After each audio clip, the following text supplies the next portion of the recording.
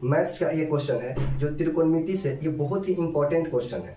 यानी एग्जाम को लेकर के यह इतना इंपॉर्टेंट है कि हर एक साल ये क्वेश्चन दूसरे रूप में तीसरे रूप में आ ही जाता है। तो समझते हैं इस क्वेश्चन को, सही आंसर को, और सही आंसर कौन है और बनाने का तरीका को हम जानते हैं इस वीडियो में। देखिए प्रश्न आपका है, यदि cot थीटा बराबर 1/3 है तो sec थीटा का मान कौन होगा। इसमें से 4 ऑप्शन है, option A, option B, option C और ऑप्शन डी। 4 ऑप्शन आपके दिए जाएंगे, इसमें से कोई एक ऑप्शन सही है। तो चलिए हम इसे बनाते हैं, इसे हम हल करते हैं। तो सबसे पहले देखिए cot थीटा इक्वल टू आपका दिया हुआ है 1/√3। आप इतना समझिए कि cot थीटा का सूत्र क्या होता है। तो sine theta, cos theta, tan theta, जितने भी सब थीटे हैं उस सबको आपका फॉर्मूला याद होना चाहिए। तो देखिए cot थीटा का फॉर्मूला होता है b/p होता है, और tan थीटा इसका उल्टा होता है p/b। यानी कि इतना समझिए कि b का मान आपका है 1 और p का मान है आपका √3। b कहने का मतलब आधार हो गया, आधार जिसको हम बेस कहते हैं। उसके बाद देखिए p कहने का मतलब लंब, लंब हो गया, ठीक है, परपेंडिकुलर, ठीक है, ये लंब हो गया। अब देखिए यहाँ पे हमें सेक थीटा का मान याद करना है। तो सबसे पहले एक ट्रायंगल ले लेंगे, ठीक है।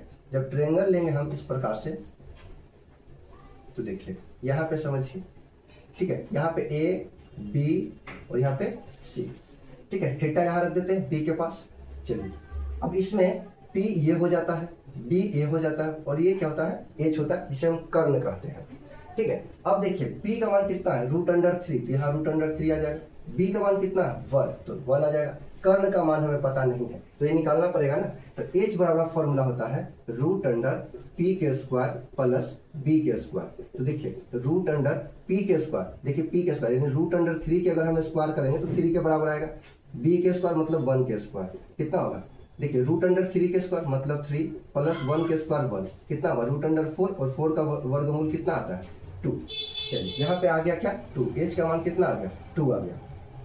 अब हमें निकालना है क्या, सेक थीटा, सेक थीटा। तो सेक थीटा का फिर इस प्रकार से फॉर्मूला क्या होता है, तो ये cos थीटा के उल्टा होता है, ठीक है। तो cos थीटा का फॉर्मूला होता है b/h, तो इसका क्या होगा h/b, ठीक है, यानी कि कर्ण बटे में आधार। तो h का वैल्यू कितना आया है 2, तो 2 लिख देंगे। और b का वैल्यू कितना, b का मान कितना है, देखिए b का मान कितना है 1, तो यहाँ लिख देंगे 1। अब 2 में डिवाइड करेंगे 1 से, तो कितना आएगा 2। आपका यही क्या हो जाएगा, आंसर हो जाएगा, ठीक है। अब आप ऑप्शन देख लीजिए, ऑप्शन ए, बी और सी में कौन सही है। तो ऑप्शन नंबर सी क्या है, राइट आंसर है। इस प्रकार के ऑब्जेक्टिव क्वेश्चन आते हैं, उसे आप सही तरीके से अगर बनाने का तरीका मालूम होगा तो बिल्कुल 100% सही कीजिएगा। और तुक्केबाजी में ए बी सी करके कोई में मार दीजिएगा तो गलत हो सकता है। आप इतना सोच लीजिए कि इस प्रश्न में इस प्रश्न में एक ऑप्शन सही था, बाकी 3 ऑप्शन गलत था, ठीक है। इसलिए बनाने का तरीका आप लोगों को आना चाहिए, तभी जाकर के 100% आप सही बना सकते हैं। ओके।